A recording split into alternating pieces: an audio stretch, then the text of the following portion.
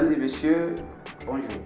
Avec Ideal Group désormais, on parlera chaque semaine des astuces nécessaires qu'il faut pour réellement vous apporter un plus s'agissant de l'alimentation pour, dans une certaine mesure, vous permettre de mieux vivre à travers les aliments.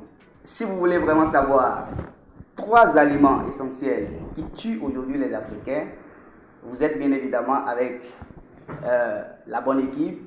C'est tout de suite sur Ideal Group Bénin.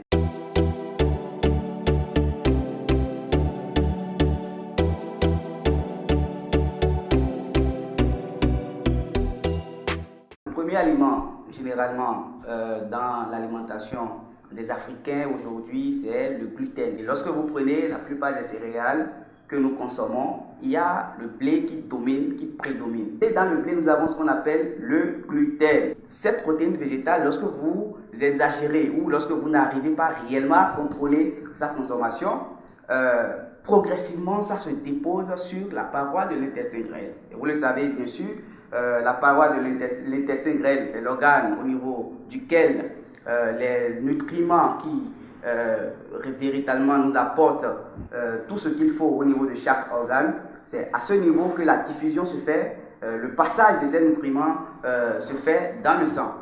Donc le gluten se dépose progressivement sur la paroi de l'intestin grêle. Donc ça forme une plaque qui empêche la diffusion des nutriments dans le sang. Et donc, progressivement, lorsque vous consommez, ce n'est pas que vous le consommez aujourd'hui et que vous avez les conséquences demain.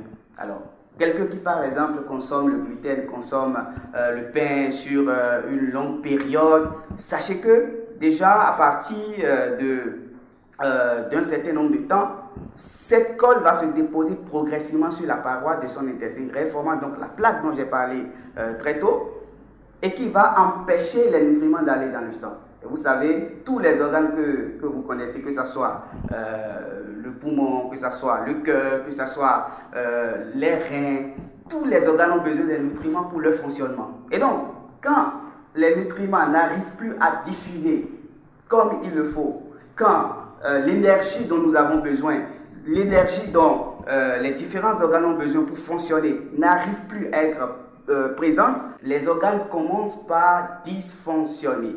Et c'est une raison pour laquelle nous assistons bien évidemment avec l'âge à des problèmes, à plusieurs problèmes. Vous avez les maux de tête, vous avez la courbature, vous avez les problèmes de digestion, vous avez les problèmes d'excrétion, parce que toutes les fonctions commencent par ralentir, parce que les nutriments n'arrivent réellement pas à arriver aux différents organes.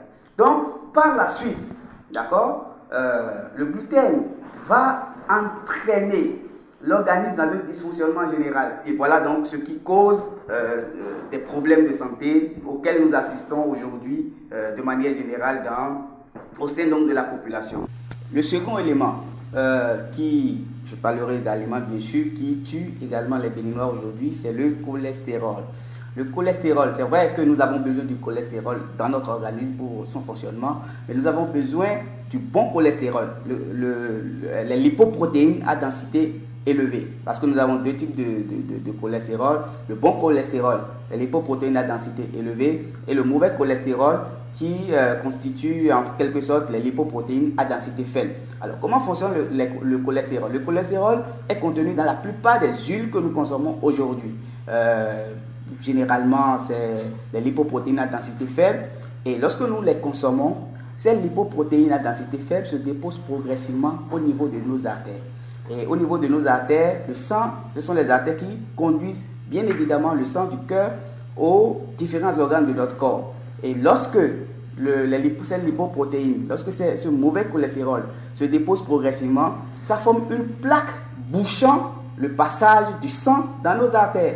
Et par conséquent, nous assistons à ce qu'on appelle l'hypertension artérielle, nous assistons à un accident cardiovasculaire parce que lorsque le sang ne circule pas, je prends l'exemple du cerveau, l'accident vasculo-cérébral qu'on appelle AVC. C'est-à-dire quoi? Le sang qui doit quitter normalement le cœur pour alimenter le cerveau, ce sang est bloqué au niveau des artères. Et lorsque le sang est bloqué au niveau des artères, le cerveau qui commande toutes les parties, tous les organes de notre corps, ce cerveau n'arrive pas à retrouver du sang.